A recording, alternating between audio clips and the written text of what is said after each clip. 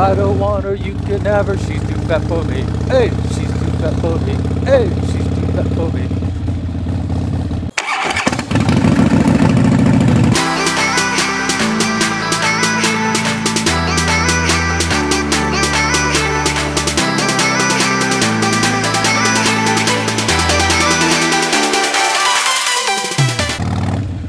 Welcome back and thanks for joining me. Glad to see you here on this Talking Tuesday. Do I have a theme? No, not really. Got done with a pretty terrific ride over the weekend. 530 some odd miles. I'm looking at a trip up to Cleveland and back. I was kind of viewing this as a shakedown cruise because I'm going to be doing some 500 mile days then too. One thing I absolutely figured out was that I need new glasses. These glasses are terrible on the eyes. Anything really over 60 miles and my eyes start watering and they get really sore. I'm gonna adjust this, there you go. My eyes start watering, they get really sore, and after a while they just plain hurt. These come down pretty straight in front of my eyes. There's a big gap underneath. The air just kind of comes up underneath.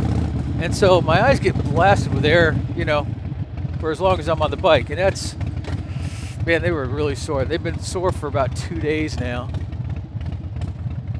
So I got to fix that. Otherwise, you know, I won't be able to see anything by the time I get to Cleveland. The golf sleeves worked really well. They, you know, their primary purpose was to keep UV off my arms so I didn't have to put on sunblock, didn't have to reapply sunblock, and I didn't get skin cancer. And they seemed to work really well. I didn't get sunburn except for a little tiny sliver up towards the top of my arm where the sleeve came up to, but my t-shirt sleeve blew up a little bit, letting enough sun in to give me like an inch burnt strip on my arm. So that's something to keep in mind. What I'll probably do next time is just put the golf sleeves right over my t-shirt sleeve to hold it down, make sure it doesn't blow up. Not blow up, but blow upwards. So that was kind of a fun thing. I got to get my bike in for service, let them change the oil and all that stuff. You know, somebody asked me if I do my own work, and I don't. I don't do my own in-depth work because, well, the computer scares me. I don't have the stuff to test it. I don't have any troubleshooting things.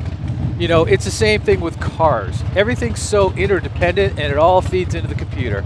You screw up an O2 sensor, and you got problems. You screw up, you know, one other thing, and you got problems. The computer on the bike intimidates me.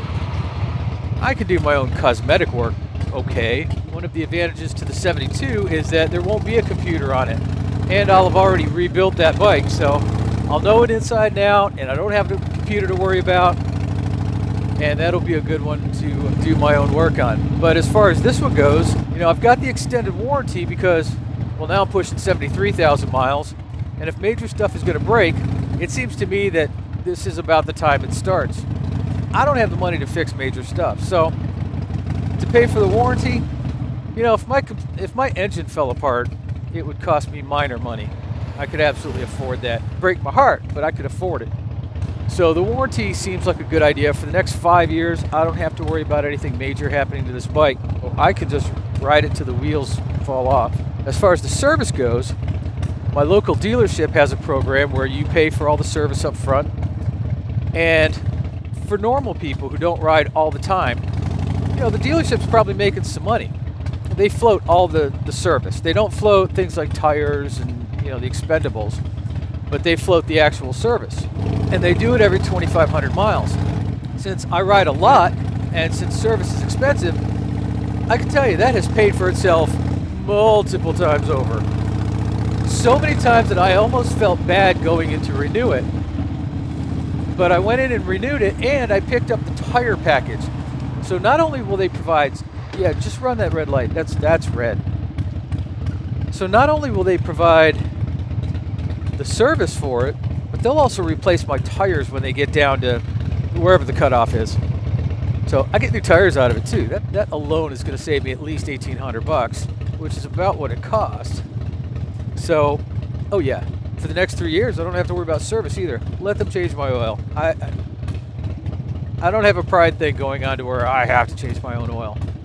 But the other reason I like them doing the service is because they go through it a little bit more thoroughly than I would. If I were to just change my oil, I'd change the oil. But they have their checklist that they go through, and they check all the stuff that could be breaking down. They know the service rotations for things like cables and springs and doodads and that kind of stuff, which pretty much shows you why I shouldn't be doing my own service. But they check things that I may not, so that's pretty good. And the beauty part about this is 8 times out of 10, it's my son doing the service. And I know he's very conscientious, so yeah, I'll let them do it. That's fine. Now, this was the last extended warranty I could get because my bike's almost up to 75,000 miles, at which point you can't get another extended warranty. But I hit it for a 5-year warranty right about the time I turned 72,000 miles, so yeah, I'm going to be well up over 100,000 miles by the time that warranty's gone. I mean, just well up over. I mean, I should be up over 100,000 miles by next year, I think, if everything goes right. If I actually get in some of these rides I planned. When you start talking about riding long distance, I think most people would agree with me. It involves conditioning. It does wear on you. And I got to tell you, after the 500 miles I rode the other day, I'm a little sore.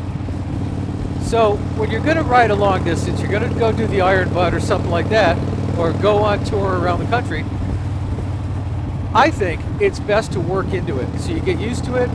You do find those weak places, like if your glasses are blowing air up in your eyes.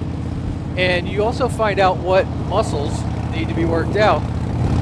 Core strength is pretty important, all that stuff. But that's not really what I wanted to talk about today. What I really wanted to talk about, and that's okay because I don't have a lot to say about it really, is running my own motorcycle magazine. Now, I've been on staff of a motorcycle magazine that, almost all the magazines that I've been involved in so far, I've just been a contributor. I haven't been making money. Now, as a photographer, professional photographers will say, well, you never shoot for free. Don't give your pictures away, because people abuse that, and it makes it harder for photographers who do charge money to charge money, because there's always somebody giving it away for free. But sometimes you have to make the decision to get your foot in the door. So a lot of the work I've done for magazines so far has been for free. And I've been establishing a name, I think, and that's worked out really well. But it comes a time when you have to start charging. The one magazine I worked for, which I thought wasn't necessarily I really wanted to see something more like an Easy Rider type magazine. Old Easy Rider. And they weren't interested in doing that. I actually had the editor tell me that, my stories had too many words.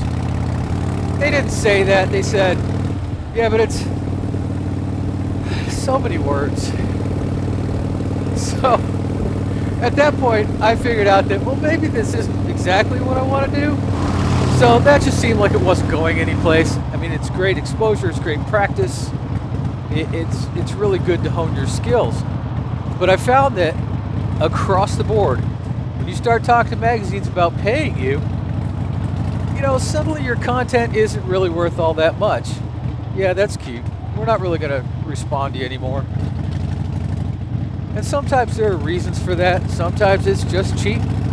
But since I want to turn this into a side business of some sort, there comes a time when you have to charge for it. I mean, I'm spending a lot of money. I'm putting a lot of effort in. It takes a lot of time. And I think I'm up to that level where, I'm competitive. So I'm really trying to phase back on what I'm doing for free. Kind of reached that point. Now, my wife has said, well, why don't you just start your own biker magazine? And I like the idea of that on the surface. But for years, I was a network engineer. I'm still a network engineer. But as an engineer, and probably with any profession, you get ideas of how things are supposed to be run. And I had the opportunity to be getting into management for a while. And I realized I kind of hated it. And I found that you can't really do both well, because management is a job all into itself. Engineering is absolutely a job all into itself. They're both full-time jobs. And you can't really do both of them well at the same time. So I turned away from management. I'm an engineer. That's what I want to do. And the same thing holds true about being a photographer and a writer. and a biker as compared to being an editor and the owner and manager and runner of a magazine. There's a lot involved in running a magazine that I just don't want to do. That's not my calling, if you will. And I would have to get other people involved and have to get them on board, because I just don't have enough to make my own content for a monthly magazine.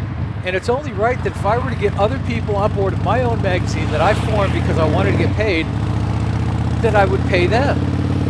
So now you're talking about getting into billing and distribution, and it just takes you in different directions. So you know, I'm trying to put out content that would work for a magazine.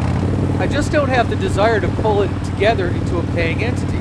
So really my goal for the next year is to get into a position where I'm getting paid for content, whether that's being a paid contributor to a magazine or 5, or being on staff of a magazine for in some way.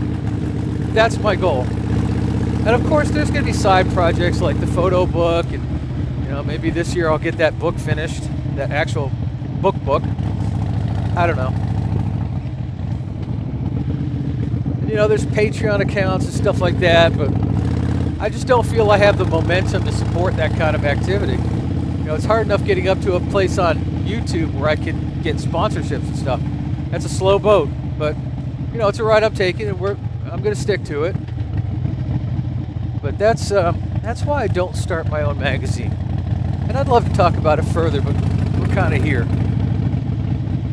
So, got another good video coming up this week from the ride I took over the weekend. I think you'll enjoy it. Yeah, it turned out better than I expected, but that's what I have to say about that. So anyways, I want to thank you for showing up again. I appreciate you being here. Every single one of you matters.